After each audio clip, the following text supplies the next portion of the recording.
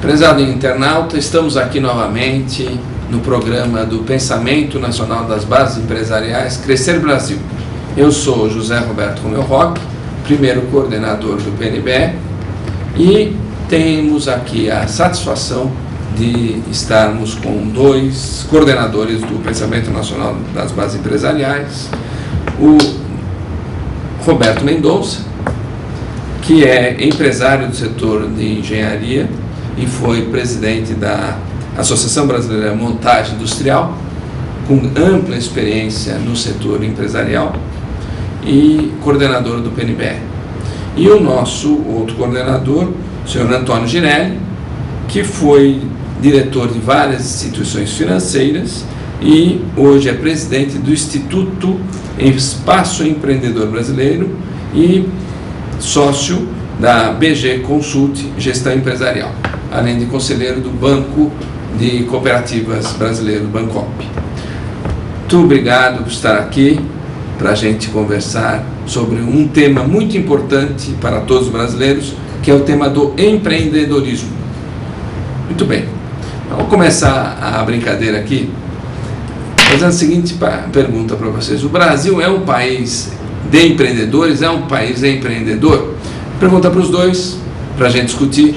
Começamos com o Girelli, depois vamos para o Roberto.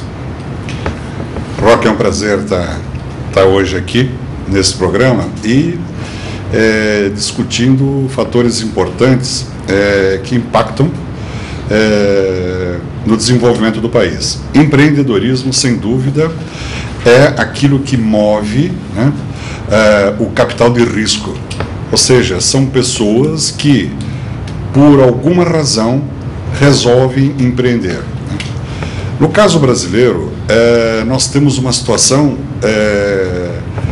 um pouco diferente quando você compara duas camadas da população. Vamos pegar classe média, né, ou executivos de empresas que recebem o seu PDV e vão abrir um negócio próprio.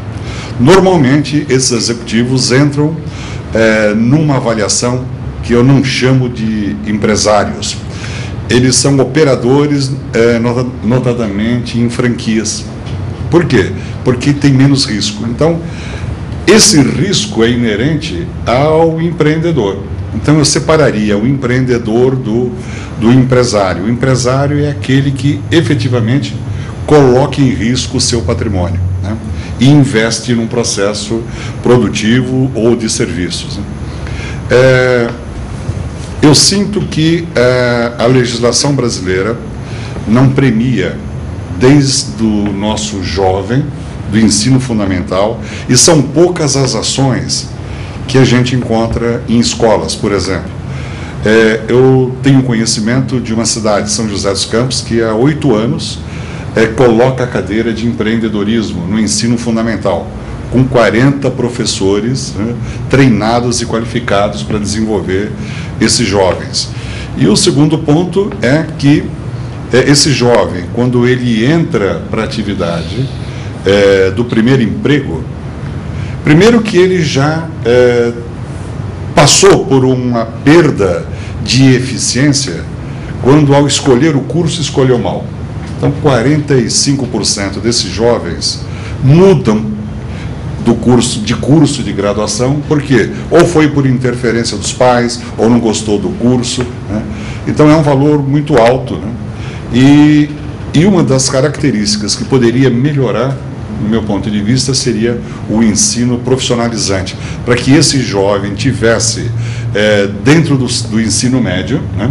E daí a contribuição que o PNBE deu no grupo de trabalho de educação, no Instituto PNBE, onde vários pontos do que foi discutido nesse grupo de trabalho, a gente teve a grata satisfação de ver colocado pelo Ministério da Educação. Ou seja, avaliações constantes e agora a possibilidade de você ter o ensino médio conjugado com o ensino profissionalizante. Então, esse jovem sairia do ensino médio já com uma certificação. e depois ele poderia, se for o caso, seguir e completar os cursos de graduação. Então, o empreendedor brasileiro, a gente sente o seguinte: ele, principalmente os médios empresários, são mal preparados, mal orientados, desconhecem, é tudo no feeling, né? A maioria deles, 70%, isso são pesquisas do Sebrae, 70% deles não chegam ao 5º ano de existência. Por quê? Falta conceitos de contabilidade, finanças, capital de giro, que é um fator importante na nossa economia.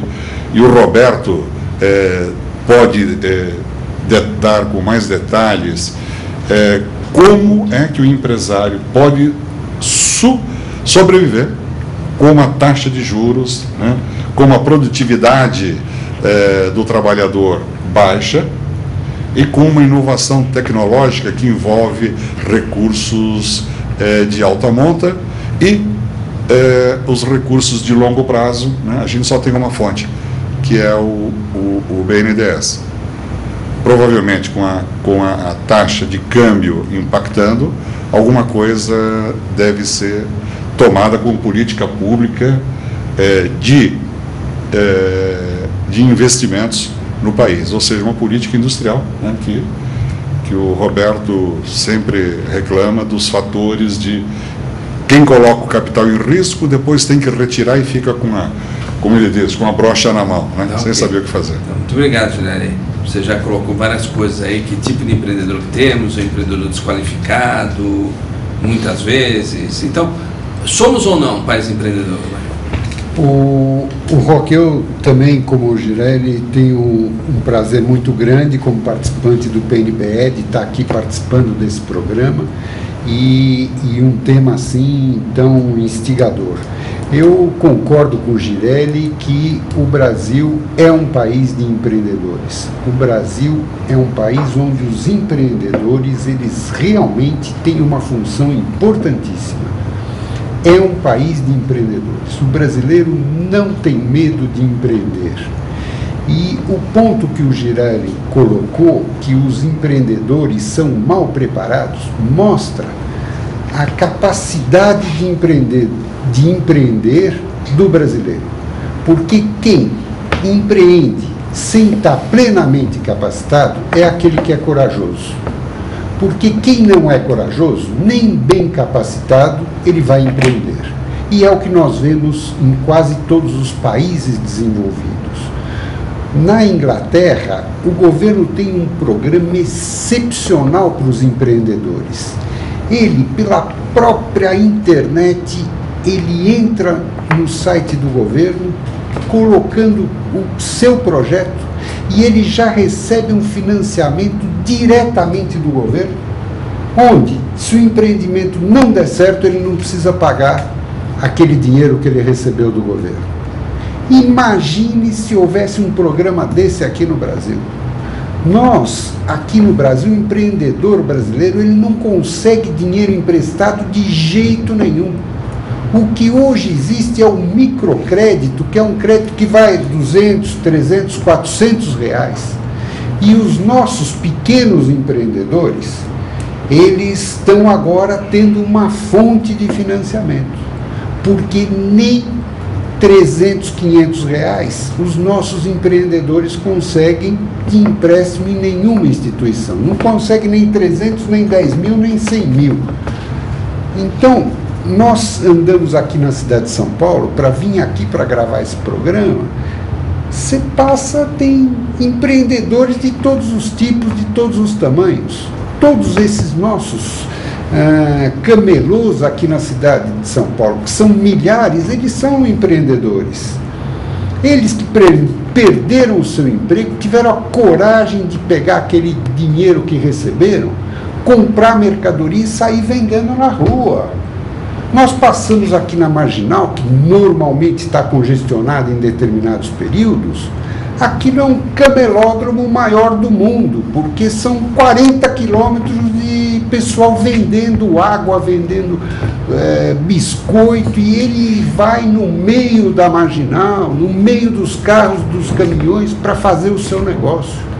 Quer dizer, nós aqui temos condições dificílimas e mesmo com essas condições difíceis, o brasileiro vai e faz o seu empreendimento.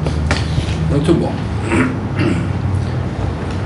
Justamente esta é uma questão. Se temos ambiente para o empreendedorismo no Brasil, porque gostaria de colocar uma posição aqui, né?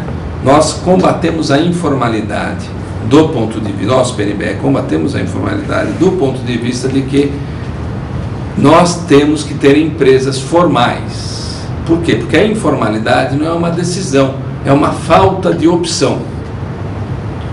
O tecido tributário nacional faz com que as empresas não consigam se formalizar, muitas delas, e se cria esse empreendedor, que é uma discussão se esse é um empreendedor de primeira linha e se essa coragem é uma coragem por falta de opção.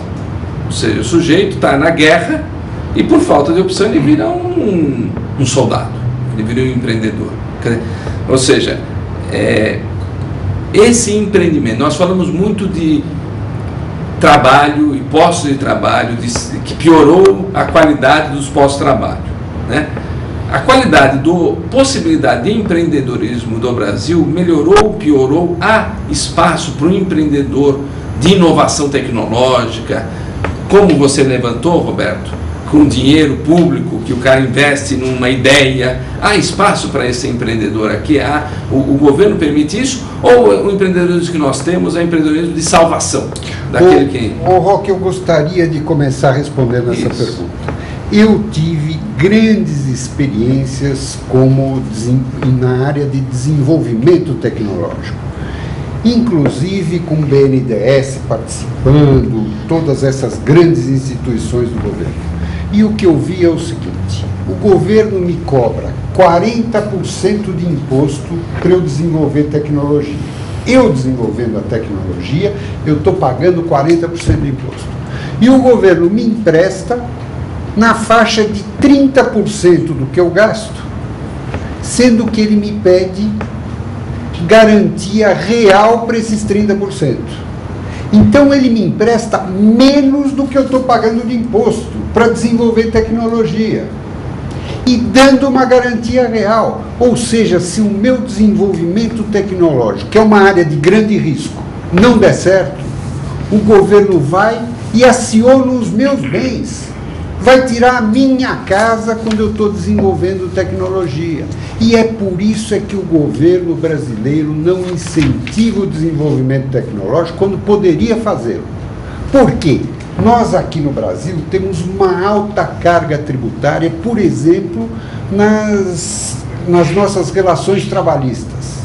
Nós pagamos um imposto muito elevado na parte de INSS e o governo poderia nos financiar via uma isenção de imposto, que era uma coisa muito fácil. Não só o governo usa mal o dinheiro que nós recolhemos, como ele poderia usar esses recursos numa forma fácil, rápida, para o desenvolvimento tecnológico.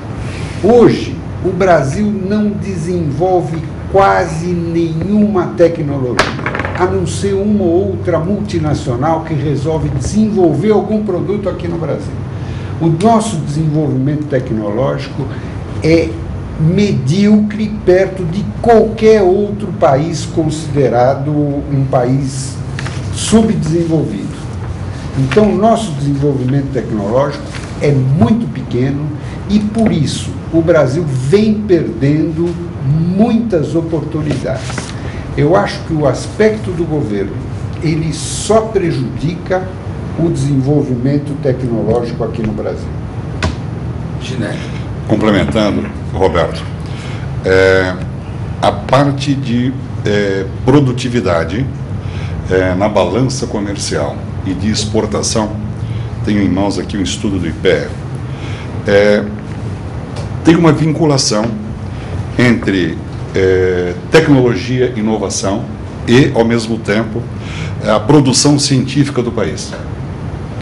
Então, vamos pegar a produção científica e, normalmente, se avalia pela sua população.